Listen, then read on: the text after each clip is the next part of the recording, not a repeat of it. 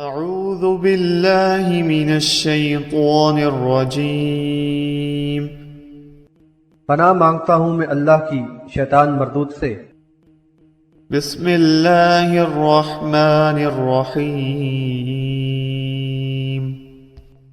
اللہ کے نام سے جو بڑا مہربان نہایت رحم فرمانے والا ہے۔ وَلَقَدْ أَرْسَلْنَا إِلَىٰ أُمَمٍ مِّن قَبْلِكَ فَأَخَذْنَاهُم بِالْبَأْسَاءِ وَالضَّرَّاءِ لَعَلَّهُمْ يَتَضَرَّعُونَ۔ اور تم سے پہلے بہت سی قوموں کی طرف رسول بھیجے، پھر یعنی ان کی نافرمانی پر ہم نے انہیں سختی اور تکلیف میں پکڑا تاکہ وہ گڑ گڑائیں۔ حاشیہ نمبر 51۔ یہاں اللہ تعالیٰ کے قانون مہلت اور مواخذے کے عملی پہلو کی وضاحت کی گئی ہے۔ اللہ نے لوگوں کی ہدایت کے لیے اپنے رسولوں کو بھیجا، انہوں نے اپنی اپنی قوم کو الہ واحد کی بندگی کی دعوت دی، ان کے سامنے اللہ کی ربوبیت و الوہیت اور وحدانیت کے دلائل پیش کیے، منکرین کو اللہ کے عذاب سے ڈرایا اور پچھلی قوموں کی ہلاکت کے واقعات سے عبرت دلائی۔ قوم نے دعوت حق کو جھٹلایا اور نافرمانی کی روش اپنائی تو فوراً ہی ان کی پکڑ نہیں کی گئی، بلکہ ابتداً عذاب کے چھوٹے چھوٹے جھٹکے بطور تنبیہ، سیلاب، زلزلوں، قحط سالی اور وبائی امراض کی شکل میں دیے گئے تاکہ لوگ اللہ کے عذاب سے ڈریں اور اس کی طرف رجوع کر کے عاجزی کے ساتھ اس کی بارگاہ میں گڑ گڑائیں، کفر و شرک سے توبہ کریں، گناہوں پر استغفار کریں اور اپنے ایمان و عمل کی اصلاح کر لیں۔ ایسا کر لینے کی صورت میں عذاب ٹل جاتا اور پھر خوشحالی اور فراخی کا دور واپس آ جاتا۔ فلولا اذ جاءهم بأسنا تضرعوا ولكن قست قلوبهم وزين لهم الشيطان ما كانوا يعملون۔ بس جب ان پر ہمارا عذاب آیا تو وہ کیوں نہ گڑ گڑائے، مگر ان کے تو دل اور سخت ہو گئے اور شیطان نے ان کے لیے وہ یعنی اعمال مزین کر دیے جو وہ کرتے رہے۔ فلما نسوا ما ذكروا به فتحنا عليهم أبواب كل شيء حتى إذا فرحوا بما أوتوا أخذناهم بغتة فإذا هم مبلسون۔ پھر ان کو جو نصیحت کی گئی تھی اس کو انہوں نے بھلا دیا تو ہم نے ان پر ہر چیز کے دروازے کھول دیے، یہاں تک کہ جو کچھ انہیں دیا گیا تھا اس پر یعنی خوب خوش ہو گئے، تو ہم نے انہیں اچانک پکڑ لیا، اس وقت وہ بالکل ہی مایوس ہو کر رہ گئے۔ حاشیہ نمبر 52۔ اس کے برعکس اگر عذاب کے ان جھٹکوں کے بعد بھی لوگ اسی طرح فسق و فجور میں غرق رہے، زیادہ سے زیادہ مال و زر اور سامان عیش کے حصول ہی کو زندگی کا مقصد بنائے رہے، تو پھر شیطان نے ان کی بداعمالیوں کو خوشنما بنا دیا اور انہیں باور کرایا کہ حالات کی اتار چڑھاؤ عارضی ہیں، جلد ہی حالات بہتر ہو جائیں گے۔ اس طرح ان کے دل اللہ کی معصیت میں سخت ہو گئے اور دلوں سے اللہ کے عذاب کا خوف جاتا رہا اور بالآخر یہ نافرمانی اور سرکشی میں حد سے گزر گئے۔ پھر اس صورت میں ان پر خیر و برکت کے دروازے کھول دیے گئے اور ہر شے کی خوب فراوانی ہوئی، عمدہ فصلیں، کاروبار میں فروغ اور مال و دولت کی کثرت۔ یہ صورتحال دراصل بڑے عذاب کا پیش خیمہ ثابت ہوئی اور بالآخر انہیں یکا یک شدید عذاب نے آ پکڑا۔ فقطع دابر القوم الذين ظلموا والحمد لله رب العالمين۔ بس ان لوگوں کی جنہوں نے ظلم کیا تھا جڑ کاٹ دی گئی اور تمام تعریف اللہ جہانوں کے رب کے لیے ہی ہے۔ حاشیہ نمبر 53۔ انسان کی یہ خصلت اس کے لیے ہر دور میں مہلک و زہر قاتل رہی ہے کہ وہ تنگی و خوشحالی میں صبر و شکر کے جذبے کے ساتھ اللہ کی طرف رجوع کرنے کے بجائے ان ادوار کی توجیہ محض ظاہراً اسباب و قوانین کے مطابق کر کے اپنے آپ کو مطمئن کر لیتا ہے۔ پھر شیطان بھی حوصلہ افزائی کرتا ہے کہ تم اللہ کے پسندیدہ لوگ ہو، اسی لیے تو اس کے فضل و کرم سے یہ خوشحالی و فراخی ہے۔ یہ صورتحال بڑی خطرناک ہوتی ہے کہ وہ عیش و طرب میں مست و مگن ہو کر آخرت کی فراموشی کا انداز اختیار کر لیتا ہے۔ انبیاء علیہ السلام کی تعلیمات سے یکسر روگردانی کی روش اپنا کر بھی خود کو راہ راست پر سمجھتا ہے اور اللہ کی نافرمانی اور سرکشی میں حدود سے تجاوز کرتا چلا جاتا ہے۔ پھر معاشرے میں ظلم اور ناانصافی کا دورہ ہو جاتا ہے۔ اس وقت اللہ کا قہر و غضب بھڑکتا ہے اور بالآخر اس قوم پر بڑا عذاب آ جاتا ہے۔ حاشیہ نمبر 54۔ ساری تعریف تو اللہ سبحانہ تعالیٰ کے لیے ہی ہے جو ظالم نہیں بلکہ بے انتہا رحیم و حلیم ہے۔ اس نے انسان کو احسن تقویم پر پیدا کیا، اس کو سمع و بصر یعنی عقل و تدبر اور فہم و فراست کی اعلیٰ صلاحیتوں سے آراستہ کر کے اور مخلوقات عالم میں اکرم و اشرف بنا کر عالم امتحان میں بھیجا۔ اس کو انواع و اقسام کی نعمتوں سے نوازا تاکہ اللہ تعالیٰ کی نعمتوں کو استعمال کر کے تہہ دل سے اس کا شکر ادا کرے اور اس کے احکامات کی پیروی کرتے ہوئے زندگی گزارے اور دائمی فلاح و خیر کا مستحق ٹھہرا دیا جائے۔ اس کو اسی فطرت پر پیدا کیا گیا اور اللہ کے نبی بار بار آتے اور یہ بھولا سبق یاد دلاتے رہے، لیکن انسانی تاریخ کا یہ المیہ ہے کہ یہ بدبخت و ظالم انسان راہ راست سے بھٹک کر اپنے دشمن شیطان اللعین اور اس کے پیروکاروں کا اطاعت گزار بن کر اپنے رب کی نافرمانی اور سرکشی کی روش اپنا لیتا ہے اور اپنے آپ کو ہلاکت اور دائمی خسارے سے دوچار کر لیتا ہے۔ قل أرأيتم إن أخذ الله سمعكم وأبصاركم وختم على قلوبكم من إله غير الله يأتيكم به انظر كيف نصرف الآيات ثم هم يصدفون۔ ان سے کہو کیا تم نے اس پر غور کیا کہ اگر اللہ تمہاری سماعت و بصارت چھین لے اور تمہارے دلوں پر مہر لگا دے تو اللہ کے سوا یعنی تمہارا کون سا معبود ہے جو تمہیں یہ یعنی واپس دلا سکے؟ دیکھو ہم نشانیوں کو کیسے مختلف طریقوں سے بیان کرتے ہیں، پھر بھی یہ روگردانی کرتے ہیں۔ حاشیہ نمبر 55۔ بلا شبہ کان، آنکھ اور دل انسانی جسم کے اہم ترین اعضاء میں سے ہیں۔ یہ بات قابل غور ہے کہ سماعت و بصارت اور قلب و ذہن کا نظام کس قدر پیچیدہ اور دقیق ہے کہ اگر انسان جزوی تفصیلات پر غور کرے تو عقل حیران رہ جاتی ہے۔ پھر ان قوتوں اور صلاحیتوں کے عطا کرنے والے رب کی حکمت و قدرت اور عظمت و شان کا تو کہنا ہی کیا۔ سورہ ملک آیت نمبر 23 میں فرمایا، کہہ دو کہ وہی تو ہے جس نے تمہیں پیدا کیا اور تمہارے کان، آنکھیں اور دل بنائے۔ اب سوال یہ ہے کہ اگر اللہ کسی کی ان صلاحیتوں کو سلب کر لے اور پھر وہ دیکھنے، سننے اور غور و فکر کرنے کے قابل نہ رہے اور دنیاوی فوائد سے محروم ہو جائے تو کیا ان کے بناوٹی معبودوں میں کوئی ہے جو اس کی سماعت و بصارت واپس دلا دے یا نظام قلب بحال کرا دے؟ کیسی جہالت و حماقت کی بات ہے کہ اس عظیم اور قادر مطلق ہستی کے مقابلے میں جس نے یہ سب کچھ عطا کیا ہے بے بس محتاج مخلوق کو داتا، مشکل کشا وغیرہ کے القاب دیے جائیں اور پھر ان مشرکانہ عقائد کے ساتھ ان سے بندگی کا تعلق قائم کر لیا جائے۔ مشکل میں مدد کے لیے ان کو پکاریں، ان کی شکر گزاری اور نظر و نیاز کے دن مقرر کریں۔ کیا ان فرقہ پرستوں اور ان کے اکابرین کی عقلوں پر پتھر پڑ گئے ہیں جو اس بات کو سمجھنے سے قاصر ہیں؟ بہرحال یہ ایک ناقابل تردید حقیقت ہے کہ اللہ ہی کائنات کا خالق و مالک ہے اور وہی قادر مطلق ہے۔ اسی نے ان کو بیش بہا صلاحیتوں سے نوازا ہے، وہی حقیقی داتا، مشکل کشا اور حاجت روا ہے۔ وہ یکتا و یگانہ، اس کا کوئی شریک و ہم پلہ نہیں۔ اس نے یہ صلاحیتیں انسان کی آزمائش کے لیے عطا کی ہیں کہ ان کو استعمال کر کے وہ اللہ کی شکر گزاری کا راستہ اختیار کرتا ہے یا کفر کا۔ بحوالہ سورہ دہر آیت نمبر 3۔ اس نے یہ سب عطا کر کے بندوں سے یہ مطالبہ کیا ہے کہ وہ ان کو استعمال کر کے اپنے معبود حقیقی کو پہچان لیں، پھر اس کے ساتھ کسی کو شریک نہ کریں۔ لیکن اگر انسان ان سے مطلوبہ کام نہ لے تو وہ اندھے اور بہرے کی طرح اخروی ثمرات سے محروم رہے گا۔ حاشیہ نمبر 56۔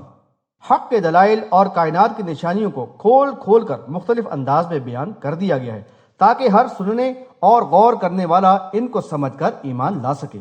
لیکن یہ عقل کے اندھے اکابر پرست جنہوں نے قلب و ذہن پر گویا قفل چڑھا لیے ہیں، روح گردانی کے روش پر ہر درمی کے ساتھ جبے ہوئے ہیں اور اس پر مطمئن ہیں۔ قل أرأيتم إن أتاكم عذاب الله بغتة أو جهرة هل يهلك إلا القوم الظالمون۔ کہو کیا تم نے غور کیا ہے اگر اللہ کا عذاب تم پر یکایک آ جائے یا اعلانیہ طور پر آئے تو کیا ظالموں کے سوا کوئی اور ہلاک ہوگا؟ حاشیہ نمبر 57۔ منکرین کو متنبہ کیا گیا کہ وہ اس بات پر غور کر لیں کہ ان کی باغیانہ روش کے سبب اگر ان پر اللہ کا عذاب اچانک ٹوٹ پڑے یا اعلانیہ آثار ظاہر ہونے کے بعد نازل ہو تو اللہ کے نبی اور ان پر ایمان لانے والوں کو تو بہرحال عذاب سے بچا لیا جائے گا، اور یہ ظالم و نافرمان جو کفر و شرک اور عصیان و طغیان میں حد سے زیادہ بڑے ہوئے ہیں اس عذاب میں مبتلا ہوں گے اور مرنے کے بعد جہنم کے دائمی عذاب میں ڈالے جائیں گے۔ وما نرسل المرسلين إلا مبشرين ومنذرين فمن آمن وأصلح فلا خوف عليهم ولا هم يحزنون۔ اور ہم رسولوں کو محض خوشخبری سنانے والے اور ڈرانے والے ہی بنا کر بھیجتے رہے ہیں، پھر جو کوئی ایمان لے آیا اور اس نے اصلاح کر لی تو ایسے لوگوں کے لیے نہ کوئی خوف ہوگا اور نہ وہ غمگین ہوں گے۔ حاشیہ نمبر 58۔ مبشرون کے معنی ہیں خوشخبری دینے والا اور منذرون کے معنی ڈرانے والا۔ اللہ کے نبی مبشر اور منذر بنا کر بھیجے گئے، اور ہر نبی کی یہ ذمہ داری ہوتی تھی کہ وہ اللہ کی طرف سے نازل کردہ پیغام ہدایت لوگوں کو پہنچا دے، انہیں الہ واحد کی بندگی کی دعوت دے۔ لوگوں کا امتحان اسی میں ہے کہ حق کی نشانیاں دیکھ کر اور دلائل کی زبان میں دعوت کو سن کر قبول کر لیں، پھر جو لوگ ایمان لا کر اپنے عقیدے و عمل کی اصلاح کر لیں اور حق کا ساتھ دیں ان کو نیک انجام کی خوشخبری سنا دے اور جنت کی دائمی نعمتوں کی بشارت دے کہ اب ان کے لیے نہ کوئی خوف ہوگا اور نہ اندیشہ، نہ ہی کسی رنج و غم کی گنجائش۔ وہ امتحان زندگی میں کامیاب ہیں اور رب کریم کی مہمان نوازی کا شرف حاصل کرنے والے خوش نصیب۔ اللہم اجعلنا منہم۔ والذین کذبوا بآیاتنا یمسهم العذاب بما كانوا یفسقون۔ اور جن لوگوں نے ہماری آیات کو جھٹلایا تو اس نافرمانی پر جو وہ کرتے رہے تھے ان کو عذاب پہنچے گا۔ حاشیہ نمبر 59۔ اس کے برعکس جو دعوت حق کی مخالفت کریں تو بحیثیت منذر اللہ کے نبی کی یہ ذمہ داری ہوتی تھی کہ وہ ان نافرمانوں اور سرکشوں کو اللہ کے عذاب سے ڈرائیں کہ مہلت امتحان ختم ہونے کے بعد وہ اللہ کے عذاب کی پکڑ میں آئیں گے اور بالآخر ہمیشہ کے لیے جہنم میں ڈال دیے جائیں گے جو ان کے لیے تیار کر لی گئی ہے، اور یہ ہوگی اس نافرمانی کی سزا جس کے وہ مرتکب رہے تھے۔ اب انبیاء علیہ السلام کی بعثت کا سلسلہ ختم ہو گیا ہے، لہذا داعی حق کی اب یہ ذمہ داری ہے کہ وہ بذریعہ قرآن لوگوں کو ڈرائیں اور ایمان والوں کو خوشخبری سنائیں۔ قل لا أقول لكم عندي خزائن الله ولا أعلم الغيب ولا أقول لكم إني ملك إن أتبع إلا ما يوحى إلي قل هل يستوي الأعمى والبصير أفلا تتفكرون۔ یعنی ان سے کہو میں تم سے یہ نہیں کہتا کہ میرے پاس اللہ کے خزانے ہیں، اور نہ میں غیب جانتا ہوں، اور نہ میں تم سے یہ کہتا ہوں کہ میں فرشتہ ہوں، میں تو صرف اس وحی کی پیروی کرتا ہوں جو میری طرف آتی ہے۔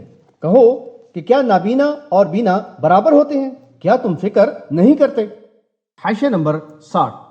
یہ بات یاد رہے کہ شیطان کے اعلی کار پیشہ ور مولوی و پیر اپنے اندھے پرستاروں کے ذہنوں میں نبی کے بارے میں فوق البشر ہونے کے تصورات بٹھا دیتے تھے، اور نبی کو اللہ کی ذات و صفات میں شریک کر کے ما فوق الاسباب تصرفات پر قادر بنا دیتے تھے۔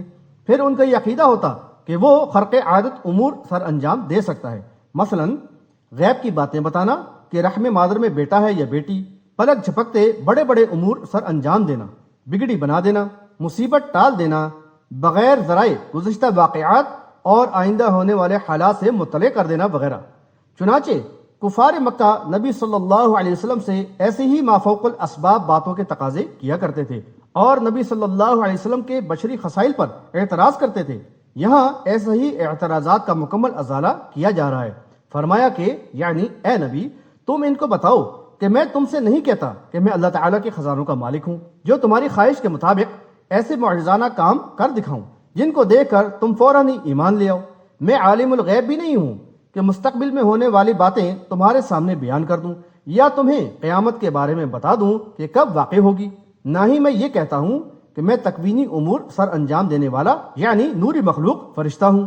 یہی بات سورہ ہود آیت نمبر 31 میں نوح علیہ السلام کی زبان سے کہلوائی گئی، جن سے اندازہ ہوتا ہے کہ پچھلی مشرک قومیں بھی ایسے ہی باطل عقائد کی حامل تھیں۔ یہ بات قابل غور ہے کہ اس آیت میں نبی صلی اللہ علیہ وسلم کے عالم الغیب، اللہ کے خزانوں کا مالک یا متصرف فی الامور اور نوری مخلوق ہونے کی نفی کر کے ان تمام باطل نظریات کی مطلقاً بے خونی کر دی گئی ہے جو نبی صلی اللہ علیہ وسلم کو فوق البشر ثابت کرنے کے لیے عقیدے میں شامل کیے جاتے ہیں۔ بحوالہ سورہ بنی اسرائیل آیت نمبر 93، سورۃ الکہف آیت نمبر 110، سورہ حامیم السجدہ آیت نمبر 6 میں نبی صلی اللہ علیہ وسلم کے بشر ہونے کا جو اعلان کیا گیا، اس آیت میں اس کی مدلل تائید کی گئی ہے۔ اس طرح مشرکانہ عقائد کا سدباب کر دیا گیا ہے۔ کیسی ستم ظریفی ہے کہ یہ کلمہ گو مسلک پرست قرآن پر ایمان کے دعویدار ہونے کے باوجود ان آیات پہ بیان کردہ عقائد کو تسلیم کرنے کے لیے تیار نہیں، کیونکہ یہ آیات ان کے عقائد کو باطل قرار دیتی ہیں۔ یہ لوگ تو نہ صرف نبی صلی اللہ علیہ وسلم بلکہ اپنے بزرگوں تک کے عالم الغیب اور متصرف فی الامور ہونے کا عقیدہ رکھتے ہیں۔ مثال کے طور پر چند نمونے درج ذیل ہیں۔ الف، شاہ ولی اللہ صاحب کے خاندانی حالات پر مشتمل کتاب انفاس العارفین مصنفہ شاہ ولی اللہ میں بے شمار واقعات ہیں جو اس بات کا کھلا ثبوت ہے۔ ایک جگہ لکھتے ہیں، میرے والد شہید شہادت کے بعد کبھی کبھار ظاہری شکل و صورت میں مجسم ہو کر میرے پاس تشریف لایا کرتے تھے اور حال و استقبال کی خبریں سنایا کرتے تھے۔ دوسری جگہ اپنے تایا ابو رضا محمد صاحب کے علم غیب کا تذکرہ کیا ہے کہ انہوں نے اپنے خادم سے تنہائی میں کہا، قسم بخدا اگر زمین کے نچلے طبق میں رہنے والی کسی چونٹی کے دل میں 100 خیالات آئیں تو ان میں سے 99 خیالات کو میں جانتا ہوں اور حق سبحانہ تعالی اس کے 100 خیالات سے باخبر ہے۔ ایک اور مقام پر انہی تایا صاحب کے تصرف اور موت و حیات پر قدرت کا واقعہ بیان کیا ہے کہ انہوں نے رحمت اللہ موچی کی روح قبض کر لی، وہ مردہ ہو کر گر پڑا، پھر کچھ دیر بعد روح واپس لوٹا دی اور وہ اٹھ کر کھڑا ہو گیا۔ بے، اشرف علی تھانوی صاحب نے اپنی حکایات اولیاء نامی کتاب میں فرمایا کہ ان کا پیر بھائی وضع حمل کے لیے تعویذ دیتا اور یہ بھی بتا دیتا کہ بیٹا ہوگا یا بیٹی، اور وہی ہوتا جو وہ کہتا۔ انہی تھانوی صاحب کے پیر بھائی کی تذکرۃ الرشید نامی کتاب میں غیب دانی کے اسی طرح کے بے شمار واقعات درج ہیں۔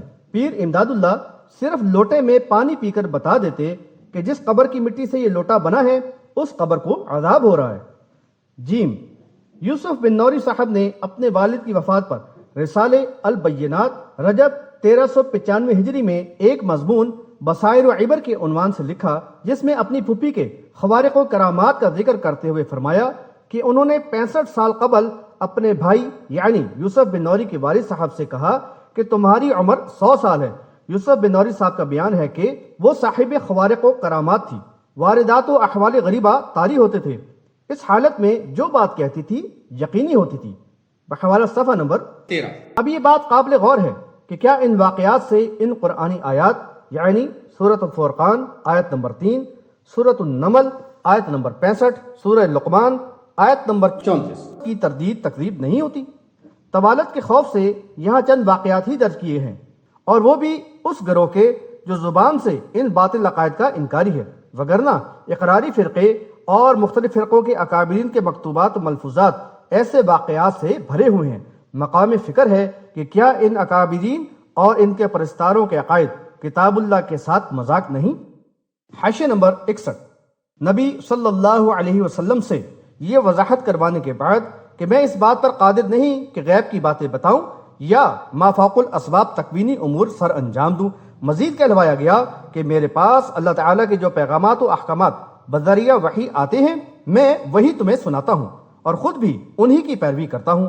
سورہ یونس آیت نمبر 15 میں ان کے اعتراض کا جواب دیتے ہوئے کہا گیا کہ مجھے اس میں اپنی طرف سے کسی تبدیلی کا کوئی اختیار نہیں، میں تو اس کی پیروی کرتا ہوں جو میرے پاس بذریعہ وحی آیا ہے، میں اپنے رب کی نافرمانی کر کے بڑے عذاب سے ڈرتا ہوں۔ حاشیہ نمبر 62۔